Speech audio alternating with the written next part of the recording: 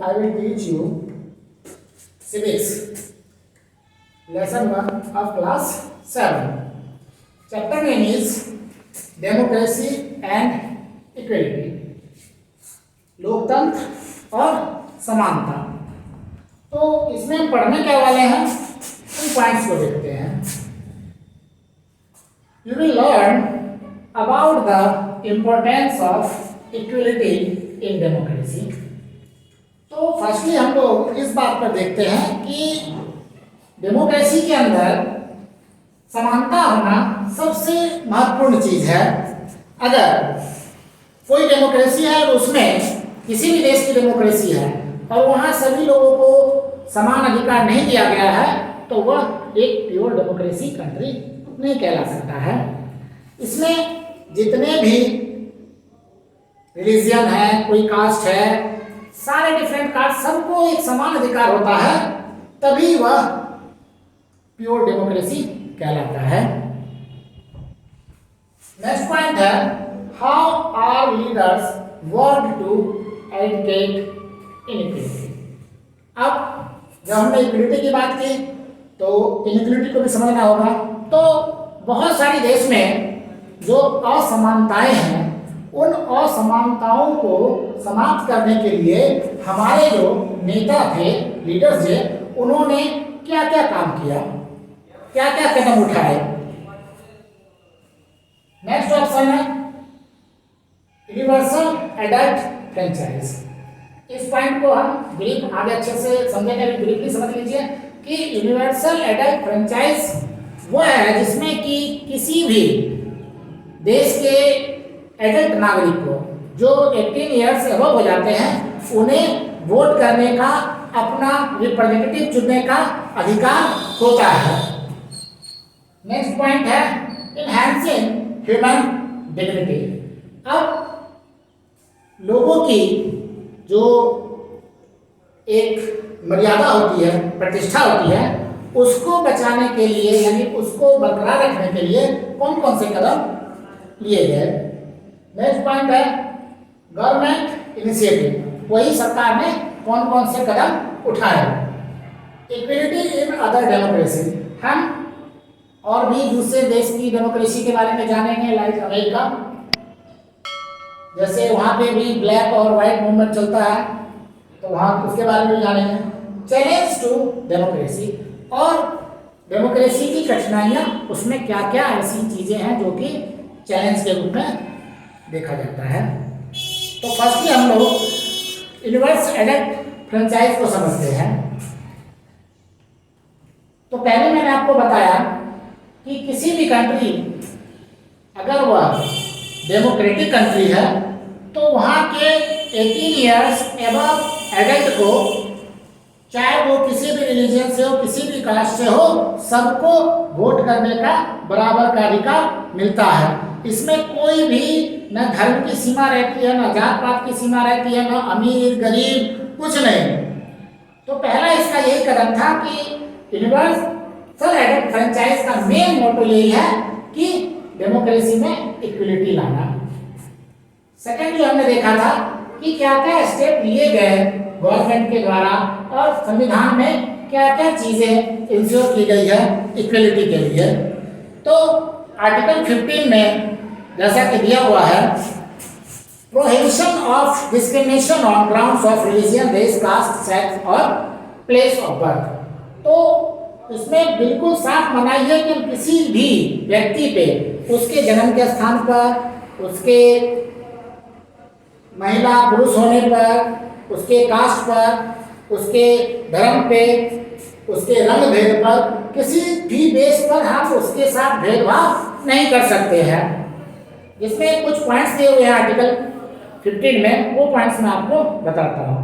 First है the state shall not discriminate against any citizen on ground only of religion, race, caste, sex. जो मैंने अभी just आपको बताया, कोई भी राज्य इन बेसिस पे किसी के साथ भी भेदभाव नहीं कर सकता. ये हमारे कॉन्स्टिट्यूशन में दिया गया है, प्रोविजन किया गया है. सेकेंड है no citizen shall on ground only religion, caste, race, sex, place of birth, any of them be subjected to any disparity, liability, restriction or condition with regard to, यानी इनको लेकर किसी पे भी कोई प्रतिबंध नहीं लगाया जा सकता है। सबको छूट होगी, कोई भी अपना दुकान खोल सकता है, कोई अपनी रोड पे चल सकता है, कोई भी जाके कहीं घाट पर स्नान कर सकता है, कोई नदी में जाकर स्नान कर सकता है। किसी पर भी जात के ऊपर, धर्म के ऊपर किसी पर रोक नहीं लगाई जा सकती है। चाहे वह कुएं का यूज करना हो, क्योंकि जो हम पहले सुनते हैं तो पहले ये होता था कि सबका कुआं अलग होता था, लोअर कास्ट के लिए अलग, अपर कास्ट के लिए अलग। तो ये सारी चीजें कॉन्स्टिट्यूशन में समाप्त कर दी गई है। कोई भी कहीं से भी किसी एक कुएं से कोई भी पानी पी सकता है, कोई भेदभाव नहीं कर सकता है। Nothing in the article shall prevent the state from making any special provision for women and children। और किसी भी राज्य को यह कहने दिया है कि वो अपने राज्य में महिलाओं और बच्चों के लिए कोई स्पेशल कानून बना सके। Nothing in this article or in clause 2 of Article 29 shall prevent the state from making any special provision for the advancement of any socially and educationally backward class of citizen or for the scheduled caste and the scheduled tribes। और scheduled caste और scheduled tribes के लिए भी और महिलाओं के लिए भी कोई अलग से कोई प्रोविजन नहीं बना सकते हैं। नेक्स्ट पॉइंट में देखते हैं गवर्नमेंट इनिशिएटिव। तो गवर्नमेंट ने क्या क्या लिया इस चीज को खत्म करने के लिए, इनइक्वालिटी को इक्विलिटी लाने के लिए। तो जो सबसे पॉपुलर स्कीम रहा है उसका mid day meal. Mid day meal की खासियत यह है कि जब स्कूल में मिड डे मील बनता है और बच्चों को खिलाया जाता है तो वहाँ पर सभी एक साथ, सभी धर्म के, सभी जाति के, सभी एक साथ बैठकर भोजन करते हैं। वहाँ पर कोई भी भेदभाव की नीति नहीं चलती है। तो पहला तो ये है इक्विलिटी लाने के लिए, और इससे बहुत सारे बेनिफिट्स हैं, बच्चे ज़्यादा स्कूल आने लगे।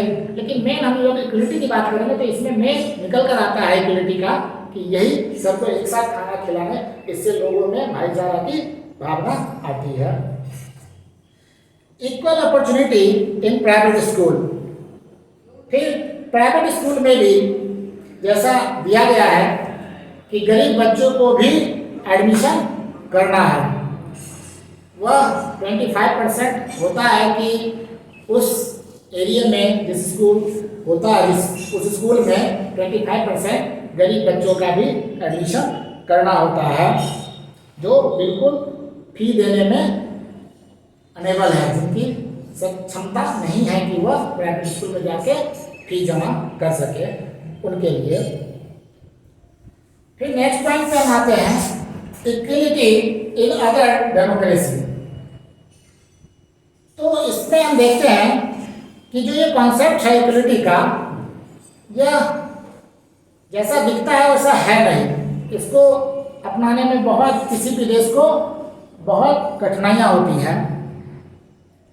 अभी हम देखते हैं the United state of America and the European nation have their own share of inequalities, क्योंकि यहाँ पे भी बहुत सारी असमानताएं होती हैं। जैसे USA, people from the southern state of Texas and Georgia were treated as लेकिन in social ways and cultural. In Britain too in the people from the aristocracy look down upon other wealthy people.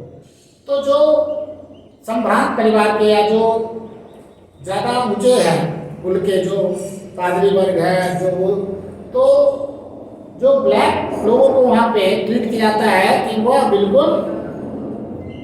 बिल्कुल हमारे पूर्वज, उन लोग के पूर्वज को दास बनाकर लाए थे। अमेरिका में ऐसा ही फीलिंग होता है, अभी भी प्रेजेंट में भी चल रहा है वहाँ पे आंदोलन, ब्लैक मूवमेंट।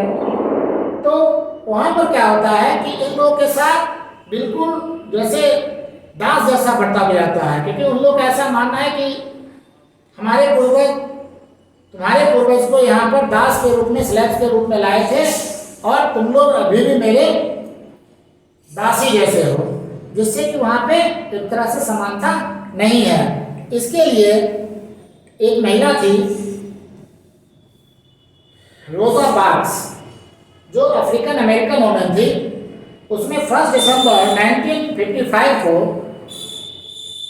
सीट देने से एक वाइट मैन को मना कर दिया और उसने एक मूवमेंट चला दिया जिसको हम लोग सिविल राइट्स मूवमेंट्स के नाम से जानते हैं। Civil rights act of 1964 that prohibited discrimination on the ground of race, religion, colour और क्रीड। और बाद में ये एक्ट पास हुआ 1964 में कि आप रंग भेद की नीति पर आप किसी से भेदभाव नहीं कर सकते हैं। तो मेनली यही था कि सिविल राइट्स मूवमेंट का यही डिमांड था उन लोगों का कि उन्हें भी, जो ब्लैक पीपुल, जो अमेरिकन अफ्रीकन जो पीपुल थे, उनका भी ये मानना था कि हमें भी इक्वल अधिकार प्राप्त हो, हमारे साथ कोई भी सामाजिक भेदभाव ना हो। लास्ट बात करते हैं, चैलेंज टू डेमोक्रेसी। अब इसमें क्या क्या कठिनाइयां हैं? All religions, the constitution of all states and the policies of almost all political parties embrace the concepts of equality, in spite of which inequality has not been removed. अब चाहकर भी हम देखते हैं कि अपने बिहार की स्थिति देखो, राजनीति क्या होती है, क्योंकि यहाँ पर ज़्यादातर धर्म के नाम पे ही राजनीति होती है। सब अपने अपने कास्ट के लोगों को वोट करते हैं सिर्फ इस बेस पे यह हमारी जाति का है, यह हमारे धर्म का है। ये नहीं सोचते हैं कि कौन अच्छा आदमी है। अगर कोई अच्छा व्यक्ति है जो अदर कास्ट का, अदर धर्म का, रिलीजन का ही है, तो क्या हमें उसे भी चुनना चाहिए? लेकिन ऐसा नहीं होता। तो ये एक बहुत बड़ा चैलेंजेस है, उसमें से एक है ये। This should not be taken to mean that differences exist permanently in human society. It only means that the struggle of achieve equality is indeed very long and is not as easy as it appears to be.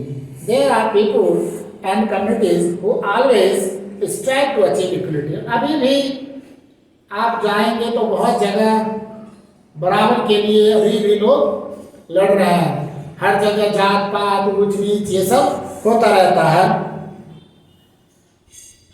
Inequality exists in all societies in some form of others and the fight against it continues.